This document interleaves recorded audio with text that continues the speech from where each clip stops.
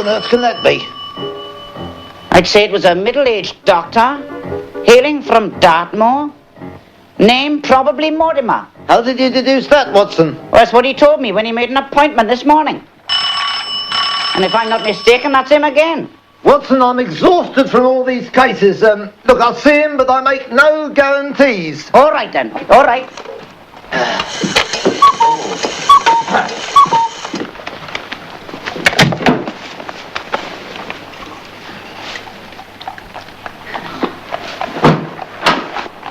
Dr. Mortimer! Precisely. Oh, no, let me. Sorry about that. Come on in. Thank you. Yes. Dr. Watson. Yes, indeed. Yes. Go right through. Holmes, this is Dr. Mortimer. Dr. Mortimer, this is Sherlock Holmes. Please don't get up, Mr. Holmes. I'd no intention of doing so. Watson, fetch this gentleman a chair. Oh, I'd be delighted to do so. Yes, indeed. Oh, my goodness. Why don't you take a seat, Dr. Mortimer? Sit yourself down here. Thank you. Oh, thank you. Pleasure. May I tell you, Mr. Holmes, how much I've admired you over the years? Well, naturally, Dr. Mortimer, but please get on with it. Let me explain, first of all, that I am the executor of the Baskervilles estate, valued at over £1 million, almost all in property, a vast expanse of desolate moor. I read about Sir Charles's death in the Times. Natural causes, was it not? Well, that was for the public, but it is in my opinion that Sir Charles was murdered. Murder by supernatural means. My dear fellow, we are living in the 20th century. Aren't we?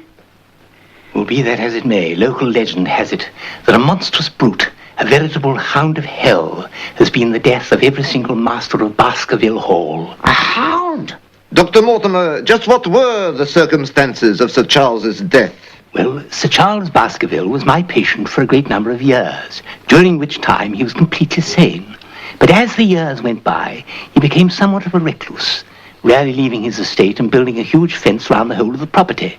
He became completely and utterly obsessed with the idea that the legendary Hound of the Baskervilles was going to return to destroy him. How extraordinary! I see nothing unusual in any of this. Oh, my thoughts exactly, Holmes. Oh, yes. I was called to the house in my official capacity as coroner to investigate the extraordinary circumstances in which Sir Charles' body was found.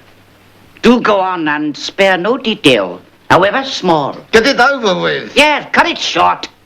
On his face was frozen a look of such extraordinary terror that it was almost impossible to recognize him. There was no sign of physical violence on the body whatsoever, but close by were footprints. Enormous, unnatural, unworldly footprints. Let's have it. Mr. Holmes, they were the footprints of a gigantic hound. Oh, does it have huge dripping jaws and great oozing eyes and enormous private parts? Enormous. Oh, God. But how do you know? Well, I used to have a little Pekingese like that.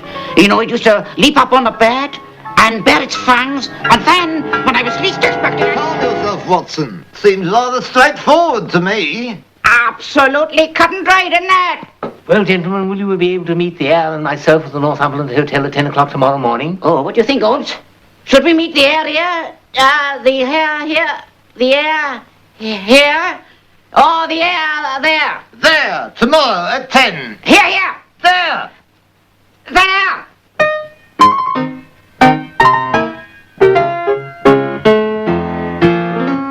May I introduce young Sir Henry Baskerville, heir of Baskerville Hall and 2,000 acres of swamp. I can't thank you enough, Mr. Holmes, for coming here this morning. I mean, what with you being such a wonderful sleuth. You must help us, Mr. Holmes. A sinister incident occurred last night. Tell him, Sir Henry. Yes, well, I went to bed early because, you see, No, not me, him.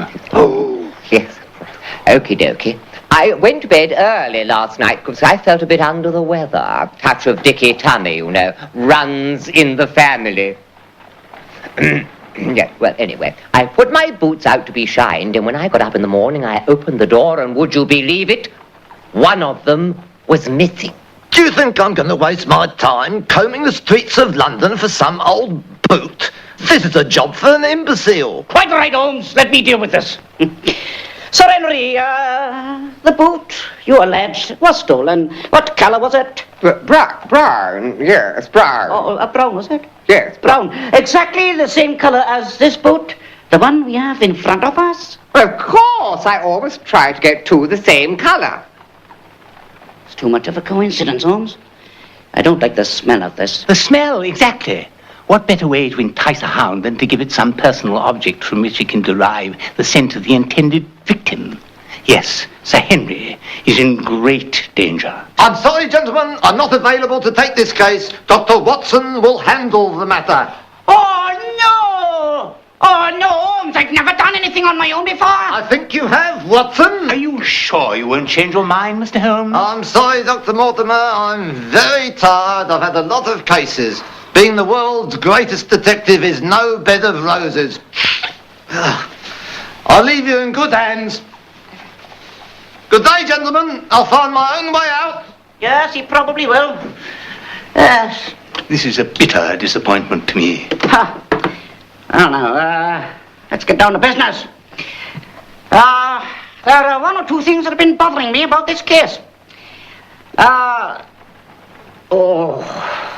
Firstly, this stick which you have here. Dr. Mortimer, I see by this hair that you are a dog fancier. Spaniel? Retriever? Labrador? Hound? Perhaps? No, it's a special sort of dog bred by a friend of mine on the moors. It's Mexican. They call it a Chihuahua. The hairs get everywhere. The Chihuahua is a hairless beast, Dr. Mortimer. Not on the moors, Dr. Watson. Naturally, Dr. Chihuahua, Mortimer. Where and at what time does the train leave for Baskerville? Tomorrow, 12 o'clock, Victoria. Oh, no, you can call me John. We will recognize each other by wearing pink carnations in our lapels. Oh, I like pink. Yes, yes, I do too.